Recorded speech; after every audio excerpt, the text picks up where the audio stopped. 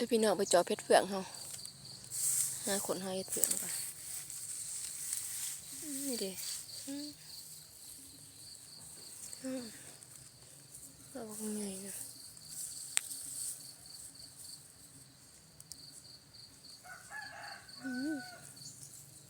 เพื่อนเป็นเบาเอาเลยนะอย่ามันเหี่ยว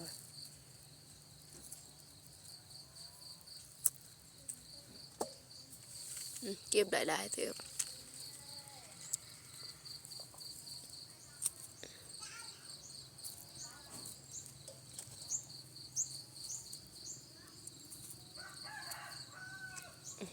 เป็นไข่อยู่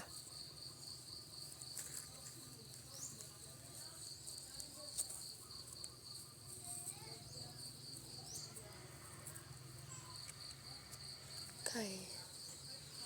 ตีเพื่อมันอ้วนกี่ดิน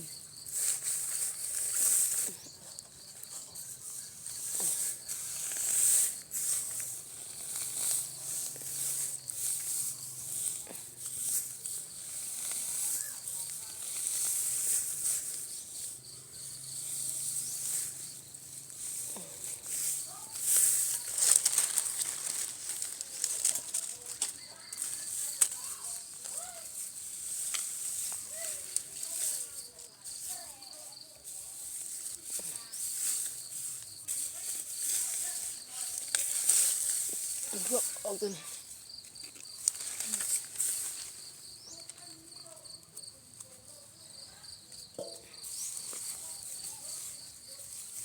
ตัวไหนตัวจะใส่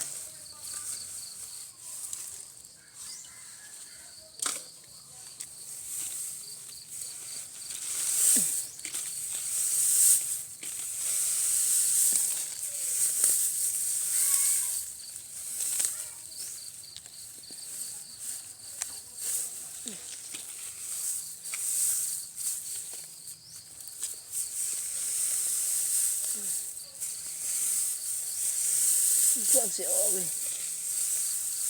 ตัวนี้เน่าหมดเลย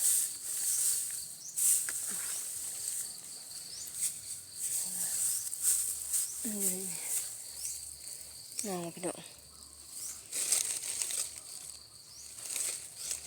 เน่าเบิ่งพี่น้องไข่มัน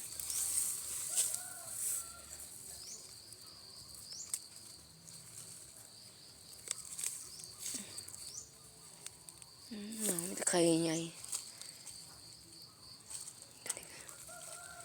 เดี๋ยวก็โคกมัน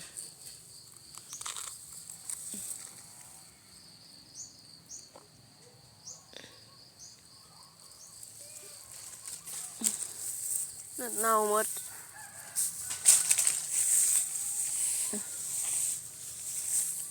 มันดิ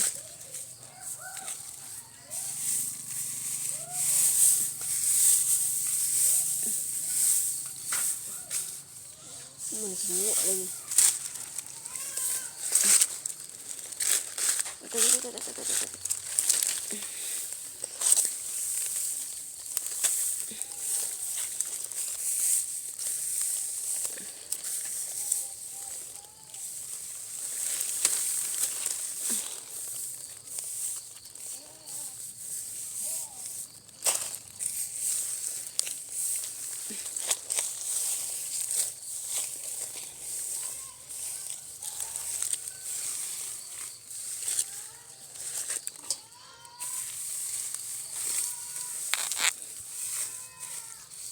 เพิ่มเสียเอาตัวนี้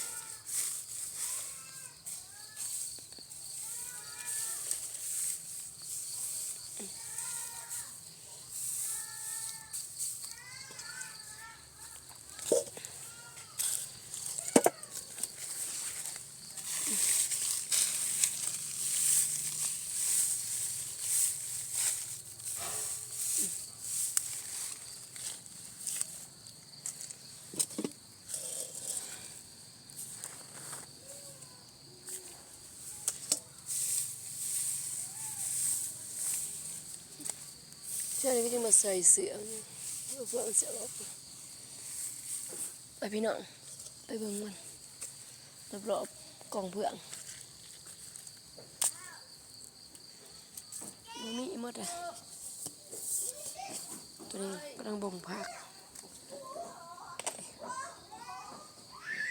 กินเมื่อใดตัวนี้เรือพี่เน่าไปช่องซ้ำหรอเอาหนาไปโคตรมันฮะมันจะกินได้มันจะฮดมันเดี๋ยวมันยังชุมอยู่แบบพุ่นเห็นยังไม่หนองนะ